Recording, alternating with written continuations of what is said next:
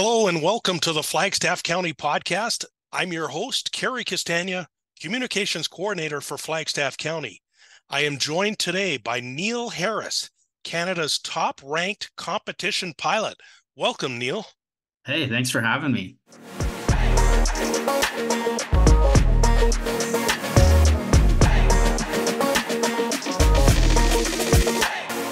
You're listening to the official podcast of Flagstaff County. It's an honor to have you on the Flagstaff County podcast, Neil.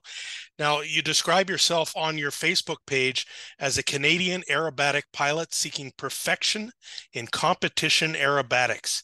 Seeking perfection, eh? Seems to me you're already pretty perfect when it comes to aerobatics and pulling off the stunts you do in the air. I just watched some of your videos, and including the most recent one of you flying 200 miles per hour upside down along the runway. I have to admit that it makes me dizzy just watching what you're doing in the air. It also makes me realize that it takes an immense amount of skill as well as an incredibly well-maintained plane, but it also makes me wonder something else, and I mean this in the nicest way possible, but are you certifiably crazy? Or is it No, just the sheer adrenaline? I mean, that stuff you see, I've built up to that over years and years of practicing and flying, right? I don't just jump in the plane and go do it. So to me, it's very methodical and thought out and trained. I don't just jump in and do it. So I Yeah. don't find it crazy at all. No, but I mean, I realize you're very good at what you do, and you're also a WestJet pilot. You're joining us today from Airdrie. But man, I mean, from the outside, observers might think it's just a crazy hobby. Wouldn't you agree? Yeah, I get it all the time actually. So I keep my plane in Bicycle and there's a big skydive place there. And I was Oh, okay. talking with a bunch of the skydivers the other day. They came over, they wanted to look at the plane, and they thought I was the crazy one. And Oh, these guys jump out of planes all skydivers. day. Yeah, jumping out of perfectly good planes. Well, Yeah. if you put it that way. Now, I just wanted to kind of start a little bit from the beginning. How did you get started in aerobatics? Well, so I grew up around aviation. My dad's a pilot as well, and I have an uncle that's a pilot too, but none of them were aerobatic pilots. But growing up, we'd go to air shows, and then when I was in my late teens, my father and I went to a World Aerobatic Championship over in the UK. And that was my first experience with competition aerobatics. And after that, it's all I wanted to do. That was my main goal.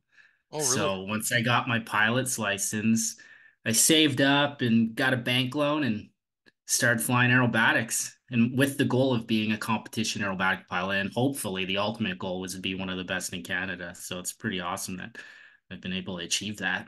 But what was it at that show that just grabbed you, that said, I that think it told you you was had to do it? yeah, I think it was the precision of flying. So you go to an air show and they're fun to watch. It's good entertainment, but it's not always precision flying. They're kind of tumbling around the sky for good entertainment value with smoke and music, Mhm. where the competition was totally different. It was very accurate precision flying in front of judges, and at the end, like you were ranked amongst these other pilots. And I think that's kind of what drove me towards that, the precision. And like you read, trying to seek perfection. And it's never perfect. It might look good, but No. there's always something that can be improved upon. And it makes you such a better pilot doing that type of flying. Now you're flying in Flagstaff County this month, and we're excited to have you. What inspired you to compete in the Flagstaff Flyers Regional Aerobatics competition? And I know you've done So it in the past. You've done the last couple of years, eh? I have actually. So the Flagstaff Regional Contest was the first competition I ever flew at back in 2016. It started in 2015 and I volunteered at that contest. It was the first contest I ever went to, Oh, even wow. as a volunteer. So I volunteered to kind of see how it works and everything. And then the next year it was the first contest I ever competed at. So I think I've competed at it every year since. Oh, So really? it's one of the highlights for me. I Oh, really that's enjoy awesome. flying at Flagstaff. Yeah. So what do you think of the our little airport here? Like I said, it's one of my favorite airports. I prefer even before the contest, I'll go out and I'll show up normally a few days early just to practice out there because I know like I can get hangar space. The Iron Creek Flying Club guys are awesome. They always find me hangar space for the plane, and I'll go out and I'll camp out and kill them and spend sometimes a week out there practicing before the contest. It's one of my favorite airports, mostly because I think the people that are out there with the Iron Yeah. Creek Flying Club, they're It's an a strong amazing group of community, people. eh? Exactly, yeah, and they take care of me. And speaking from experience, I know if I break down out there or something happens, those guys will take care of me. It's happened before, so Oh yeah, I so sense they're that's a good awesome. story.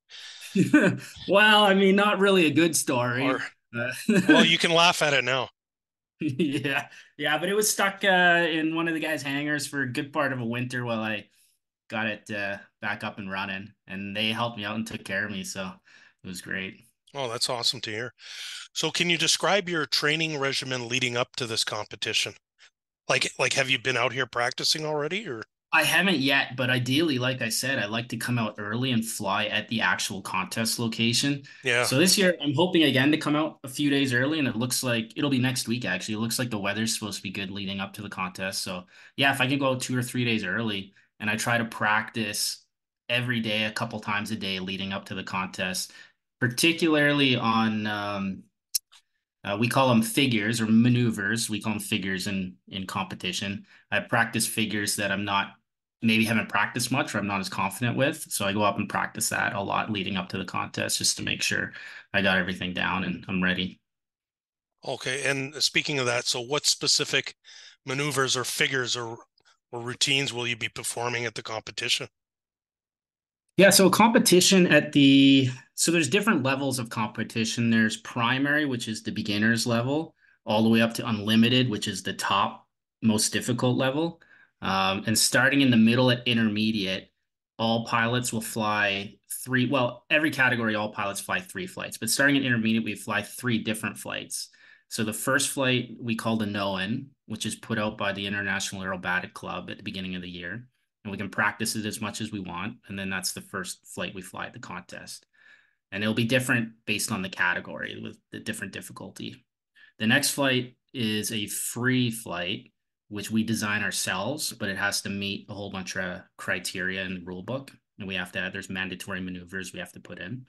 And then the last flight is an unknown flight, which they give us the day of or the day before. It has to be a minimum of 12 hours before we fly, and we're not allowed to practice it, and we just have to go up and do it. And that's the Oh, really? hardest one. Wow. So that's the basic format of a contest, those 3 flights. So what kind of things will you be doing? Will we see more of kind of what's on your social media pages or Yeah, if you look on my social media, I have some training flights in there. I also have some air show type flying. But at a competition, you'll see like I said, it's based on precision flying. So all the flying will be in front of a judge, and it will all be perpendicular or parallel to the judge. There's no in between, Mhm. and everything will be level, 45 degrees up or down, or vertical up or down. No in between there either. If you're off from 90 degrees, 45 degrees, or horizontal or level, you lose points. So everything will be flowing on those. We call them lines, those lines, and then different roll elements in there, and then looping elements as well. So all that combined into to make a figure, we call it. Wow, that sounds like it would be hard to judge, but I mean, obviously the judges know what to look for. Yeah, we actually, as the Aerobatic Club, we do a judging school every year, and we teach people how to judge, and they can become certified judges. It's a bit of a process to become a certified judge, but we welcome anyone to come out every year, and they can learn how the judging works. And we've had a couple people from Flagstaff come out and go through the judging school just so they know how it works and what they're looking for. Yeah.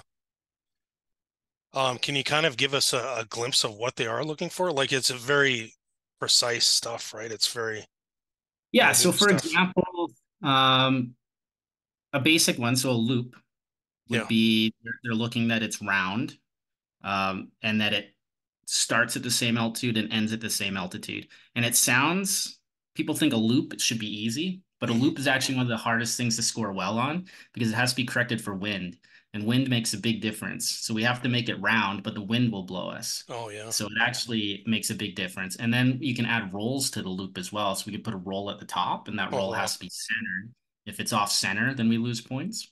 Or for example, on a 45 or vertical line, that has to be exactly 45 or vertical from the judge's perspective. And then if there's rolls on that line, the roll has to be centered on that line as well. So we have to make sure it's centered too. Oh, wow. Which in the higher categories gets a lot more difficult because they add multiple rolls and different lines. And then all of that gets combined into the figure. And then at the end of that figure, the judge will give a score out of 10. You start with a 10, which is perfect. And then as they see errors, they deduct points. Oh, And okay. then you get a score out of 10 on that figure at the end. Okay. Well, yeah, there's nothing that sounds easy about doing a loop for me anyway. So, um, so just to kind of look at the mental preparation, how do you prepare mentally for a competition like this? uh, well, everyone gets nerves at a contest. You get a little nervous before you go up because you've been practicing so much and it all comes down to like that 5 minute flight. Hmm. So for me, before I walk through the sequence. So I visualize the sequence is all the maneuvers combined, and that's what we call our performance. It's a sequence. So I walk through it and try to visualize it and think about how the wind's going to affect me, the different landmarks on the ground, where I want to be positioned for all the different maneuvers. And I just try to come up with a good plan of how I'm going to do each maneuver, where I'm going to put it all. So when I go into the flight, then I don't have to think about it and it's much more planned out. But like anything else, once I get in the flight and I start flying, then all the nerves go away and I just do what I do. So Yeah, it kind of comes second nature for you. You've been yeah, but doing it you'll for see so guys long. at exactly. You'll see guys at the contest just walking around. We call it the dirt dance. It looks like they're dancing and they're just walking. They're walking through their sequence and planning everything out and trying to Oh, memorize as much as they can. So that's how most guys prepare for it. Some guys like to just sit and relax and listen to music before they go up. But for me, I like to think about my flight and go over it all. but yeah, and you can kind of see it in your mind's eye. Exactly. I Yeah. visualize it. I visualize where the judges are going to be. I visualize different landmarks in the area, which is why I like to go early too, so I could plan all that out. So there's quite a bit that goes into it. Oh, yeah, I can imagine. So, what is the most challenging aspect of aerobatic flying for you? The most challenging, let's say we kind of talked about it with that seeking perfection and everything. Like I Hmm. think most aerobatic pilots are perfectionists and we want to have a perfect flight, but it's not possible. You'll never have a perfect flight. There's always something that the judges will notice. And the tough thing about competition aerobatics, especially compared to air shows, is when you land from a competition flight, you get told all the mistakes you made and how bad you were, even though it might be good. But that's what the judges do. They point out mistakes and they deduct points for mistakes. Yeah. So you gotta keep that in mind and not let that affect you, especially going into another flight. So I'd say the most difficult part is that seeking perfection and knowing that it's not possible. Now, here's a one that I've thought a lot about since preparing for this interview is how do you ensure your safety during such complex and risky maneuvers? I mean, you're basically relying on your plane, right? And Yeah, relying on so yourself to. yeah, as far as the plane goes, I mean, we want to make sure they're maintained well. Um, and for myself, my plane's an experimental home build, which allows me to work on it myself. So I do most of the maintenance on my plane myself. So I know my plane very well. I've had it taken apart totally and put back together several times. So I know every part of that airplane, which gives me more confidence to go and do what I'm doing, knowing that Yeah. it's safe. And for myself, it's all about practice and training. So at the beginning of the season, because most of us don't fly in the winter, and we pull the plane out in the spring, it's about being smart and flying up high. Give yourself altitude at the beginning of the season while you get back into it, and then bring it down lower to competition altitudes. But as far as competitions go, they are actually very safe. They have a really good safety record. So there's minimum altitudes you can fly in a contest depending on the category you're in. And if you go below that, you can get disqualified. Um, so making sure you stay above those minimum altitudes and you're flying a set set of figures. So you're not going out and just making things up as you go. You're flying Hmm. what you've been prescribed to fly. So by doing that, it keeps things pretty safe. And if everything fails and stuff goes bad, we all wear a parachute. It's a requirement. So if something broke on the plane, we lost control. Hopefully we can get out, use the parachute. So that's last case. Hit the eject button right away. Yeah, exactly. All right. So what are the minimum height requirements? Like, like basically how high are you flying? Because I'm just wondering from a spectator point of view. Yeah, so from a spectator point of view, it's not quite as nice as an air show where like at an air show you'll see guys right down to the ground. Oh, okay. Uh, Yeah. in a competition, the lower categories, so the beginner categories, um, they can't go below 1,500 feet, which I mean it's still okay. You can still watch them; they're right in front of you. And then the middle category, which we call intermediate, they can go down to 1,200. And then the top category, so advanced and unlimited. Advanced can go down to 565 feet, and Oh, wow. unlimited can go down to 328 feet, which gets down pretty low. Yeah, that's pretty low. Yeah, I think at That's, the Flagstaff contest, we'll have a lot of newer aerobatic pilots. So they'll be in what we call primary, sportsman, and intermediate, which are the newer categories. So they'll be a little higher, but yeah. But I mean, okay, so you're not as low as an air show, but I mean, the spectators sure have to appreciate the precision and what you guys do.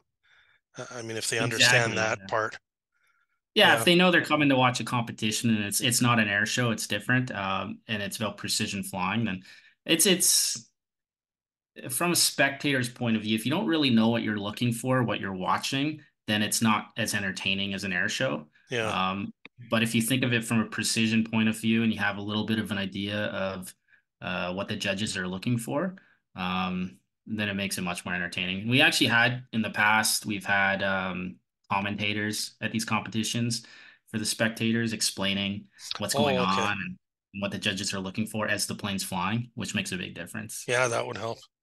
Yeah. All right, can you share a memorable moment or highlight from your aerobatics career? Anything that comes to mind?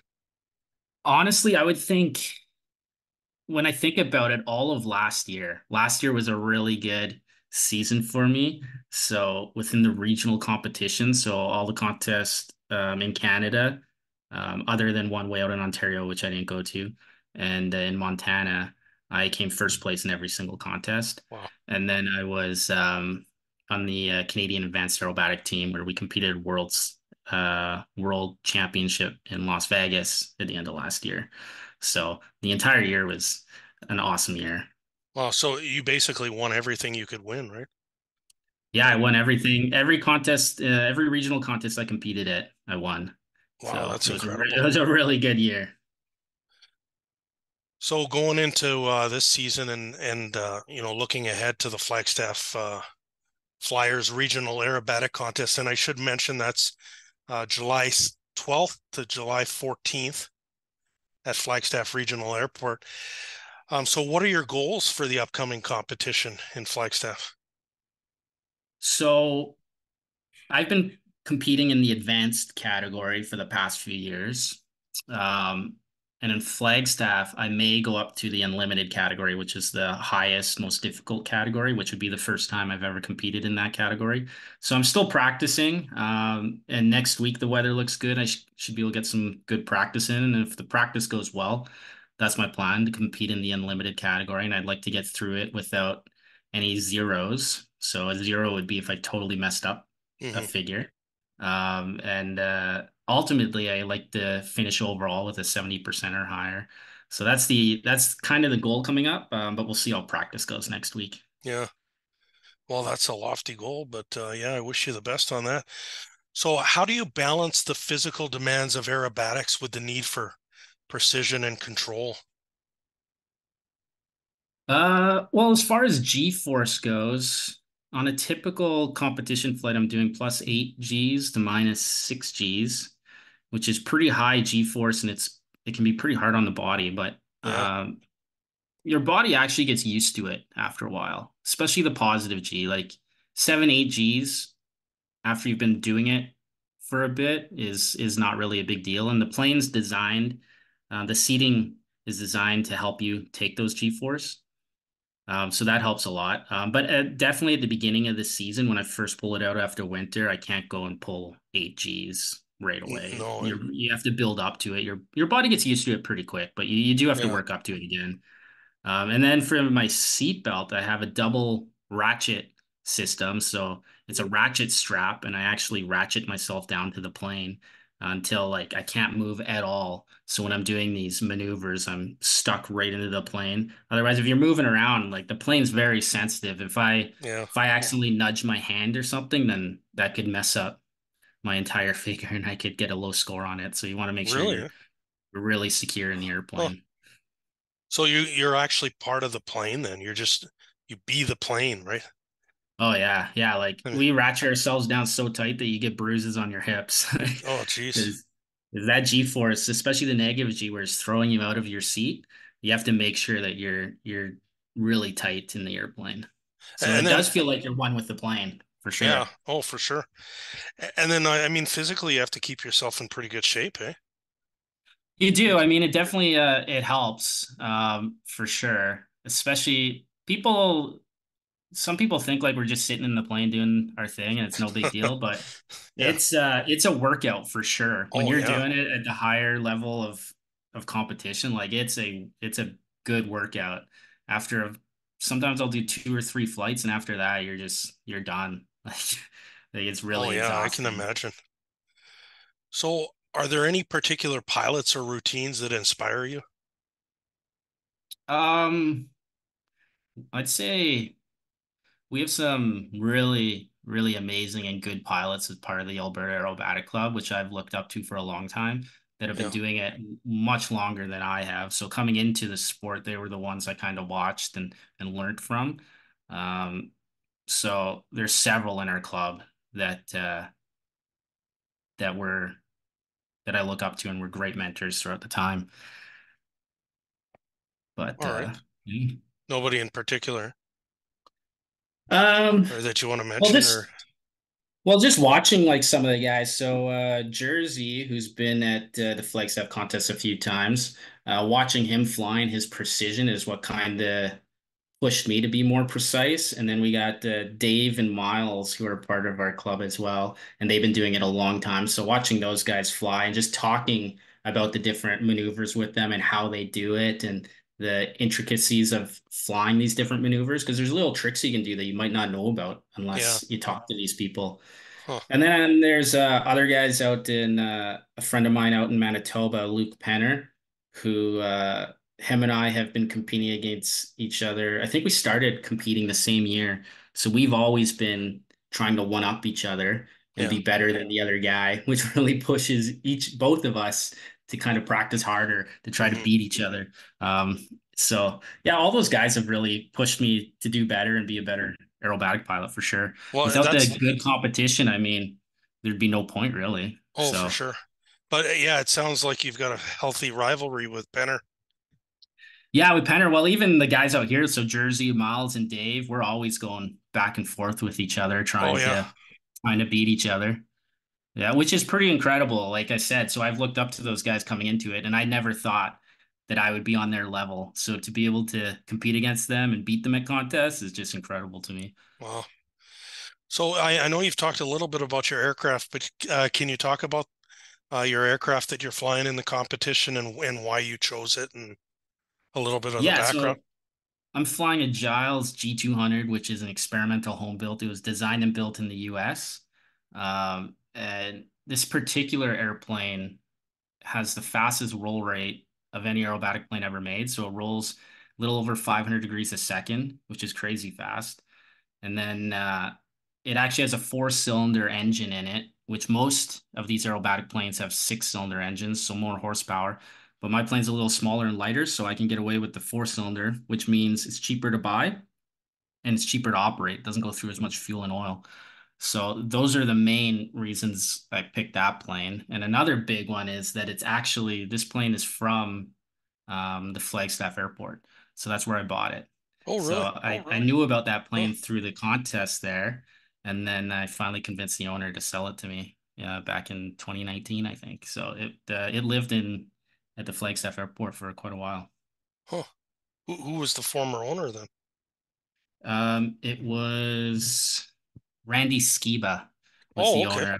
He bought it from the original owner in the US and imported it into Canada, flew it for a few years, and then I purchased it from him. All right.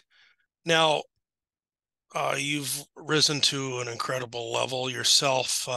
So what advice would you give to someone interested in pursuing aerobatics, just like you did So one day back yeah, so many I get years this a ago? lot, and I always tell people if they want to do aerobatics, whether they have a plane or not, come out to some of our aerobatic club meetings, come out to some of the contests, meet the guys, and you'd be surprised. Like some of these planes have two seats. You might be able to go up for a ride and see if you like it, or just learn about aerobatics, talk about airplanes, talk about aerobatics, and see if it's something you want to do and pursue. I mean, it's definitely not a cheap hobby, so you want to make sure it's something you like before you before you get into it.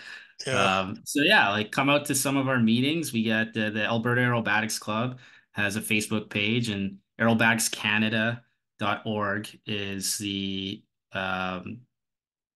entity that is all of Canada. So there's lots of information on there about aerobatic clubs throughout Canada.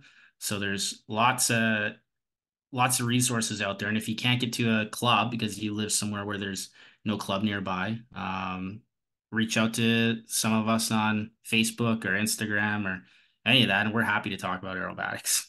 Yeah, I would imagine it's a very supportive community. Yeah, like without new people getting into it, then the sport's not going to exist. Yeah. And like I said, it's not cheap. So trying to help people get into it or give them advice of how they can get into it. Um, we want to get as many people started in our competition aerobatics as we can, for sure. Yeah. So I'm just interested too how this I guess it goes hand in hand with your day job as a Oh, I WestJet mean, kind pilot, of. eh? I like to compare it to like you drive a transport truck and then a sports car, right? Like Oh it's yeah, yeah. totally kind of different. Yeah, at work I fly a big jet, flying all over the place on autopilot, and it's very strict, and you And no follow all the loops, no no loops or loops, no. rolls. No, it's very strict. We have to follow all the rules and the SOPs and all the training. Yeah, And then I can go jump in my plane and do all this fun stuff and fly these aero. It's just totally it's a totally different plane. It's a totally different feeling. yeah, Um, Go from like I said, a transport truck to a sports car where it's super nimble and my plane, anything I think up, I can do in it or I can try. I won't break it. Like it's that's what it's designed for. So yeah. it's but I mean, I think aerobatics makes any pilot a better pilot, whether you're going to be an airline pilot or not. Getting a bit of training in aerobatics is definitely a good thing. Yeah. Well, that's a good way to put it. Yeah. So, just a little bit more about your style. What do you think sets your flying style apart from other competitors? I've heard this from a few people that I have a very aggressive style of flying. Okay. Uh, so my plane has a really fast roll rate, and I like to showcase that. So in competition, I do full roll rate, so full roll rate or nothing. So it rolls really quick, which looks really good if I can control it. But that's the trick is all the practice to be able to control the roll rate. So I start my rolls really quick and I stop them immediately and precisely. So it looks really aggressive.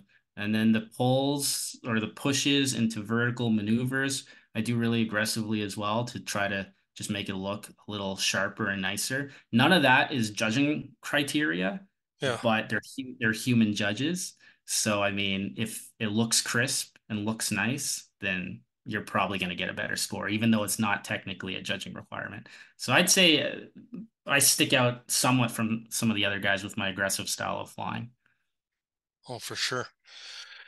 Now, I was reading a little bit about where you had fuel leaking on your wing. Can you talk a little bit more about that? How that came Yeah, about? so my plane has three fuel tanks. I got wing tanks, so a fuel tank in each wing. And then I also have my main tank in the fuselage, which is in front of me. And that's the main tank, which I use for aerobatics. And the wing tanks we call ferry tanks. They're just for flying long distances, so I don't have to stop so often. Oh, okay. The plane's not designed to fly aerobatics with fuel in the wings. Yeah. And I flew back from Las Vegas at the end of last year after the big contest, and I had to use my wing tanks to do that so I could fly further. And then I parked the plane in the hangar all winter with a little bit of fuel in the wing.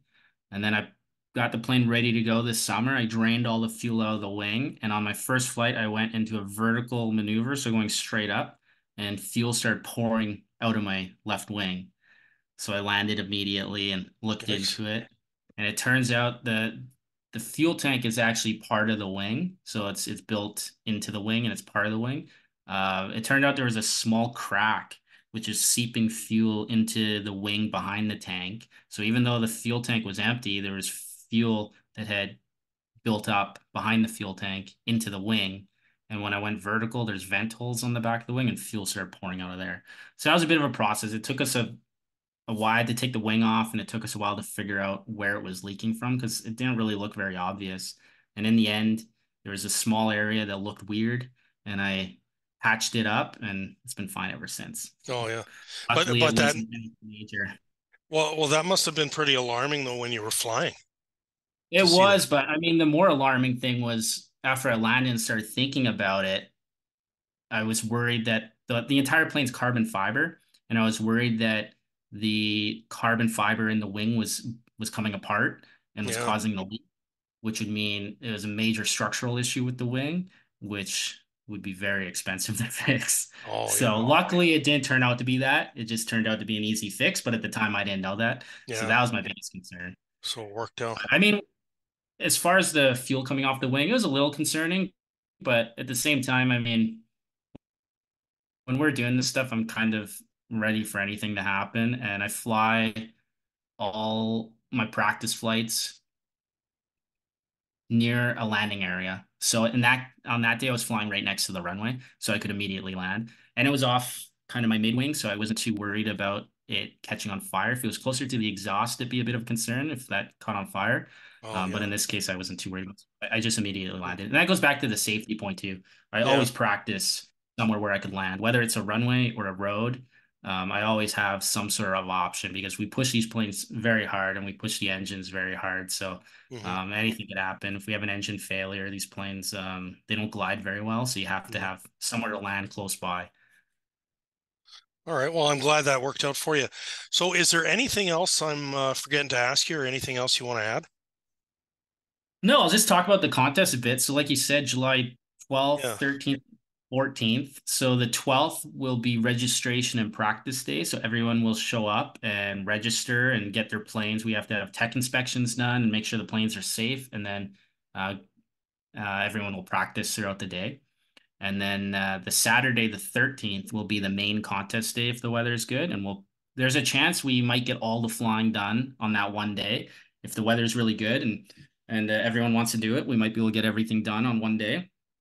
Otherwise, we'll finish up the remainder of the flights Sunday morning on the 14th, 12th. Yeah, on the 14th. So that's kind of how it goes. So if people want to come out and watch, the best days would be the practice day or the Saturday. Most of the contest flying will happen on the Saturday. Oh, okay. So the 12th or the 13th. Assuming the weather's good. Otherwise, we'll push it Yeah. more into Monday. And will we see some planes in the, days leading up also kind of Uh, doing some practicing or?